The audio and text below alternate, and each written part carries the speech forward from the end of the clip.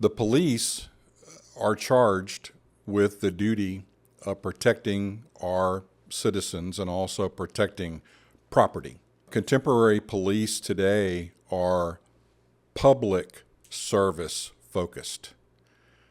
Individuals, corporations, and companies or events are private service focused.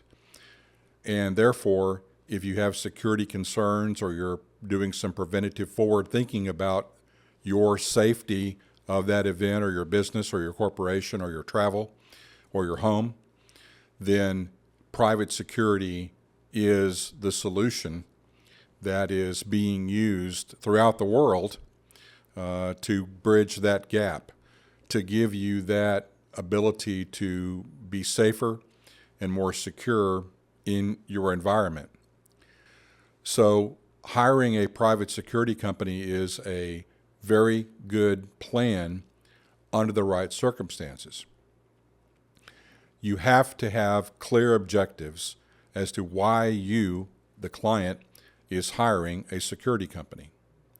You have to understand that allowing that company to enter your business, to work with you as a partner, there need to be clear objectives as to what you want to achieve or what you want to prevent or what you want to stop or what you want to have happen that benefits you, the company, the client.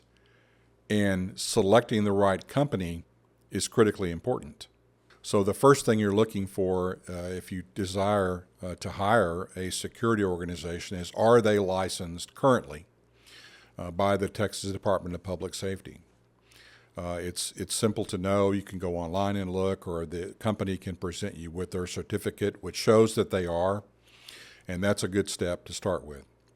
How long have they been in business? And what do they do? Do they have a website? Does the website have a robust client list of people that they serve or have served? There may not be clients that are published. We publish our client list because they give us permission to do so, but we also have confidential clients that we do not publish, and that's really dependent upon the client and you. But ask yourself, is this security relationship that I'm about to enter into, I think, going to contribute to reducing our risk of injury, danger, theft, loss of our property, and our reputation? Are we seen and viewed in the public sphere as a safe place to work, as a safe place to do business with? The public has choices as to where they go, where they shop, where they eat, where they do their business, where they go to school, where they go to worship. Many choices. If you have a location, a store, or a church, or a school, and there has been some terrible event that has happened, or multiple events that are happening, and the owner or the person in charge of that organization is less than interested or indifferent in how these things stop and how they encourage an atmosphere of safety, then the public is going to consume that reputation and decide for themselves, do I want that? Do I want that risk and exposure? Or do I want to go somewhere else? So it's critically important in reputation impact damage to know that we have a system in place, we have a policy that drives our approach to security and safety. We're very well aware of customer service, and if you don't do it, someone else will.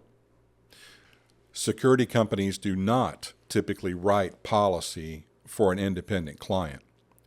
We do, or at least we contribute to it.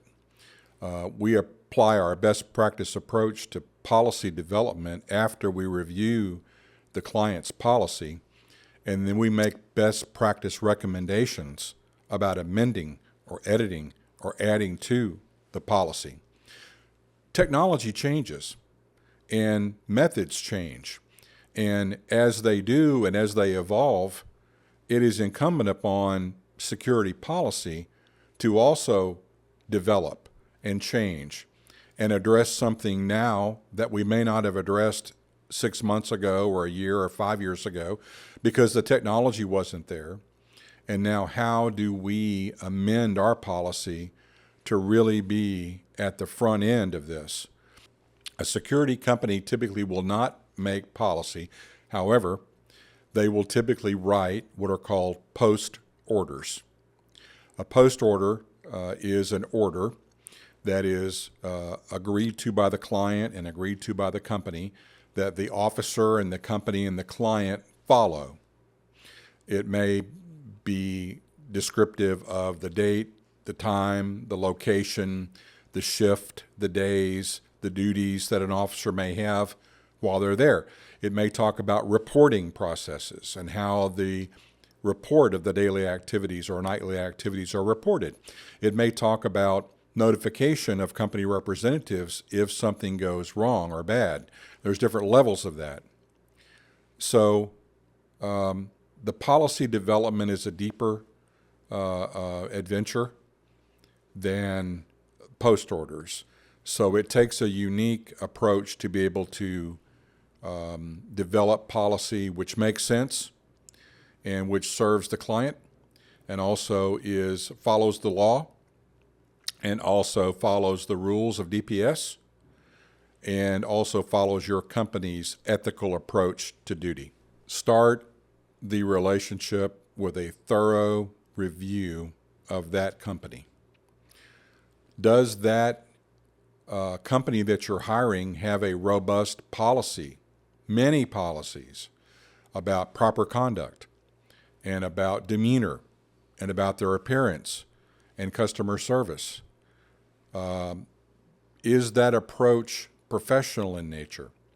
And if it is, and it's in keeping with the client's needs, you may have a good fit.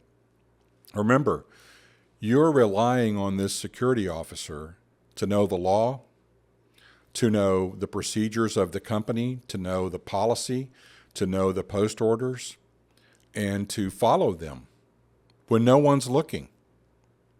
So continuity of satisfactory services begins on the front end.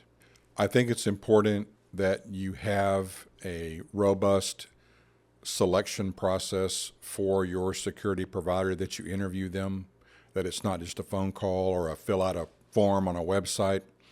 I think it's important that you understand their background and their ability to serve you. I think you should stay away from budget-only driven decisions, because sometimes if you hire a company for an hourly officer rate that is very low,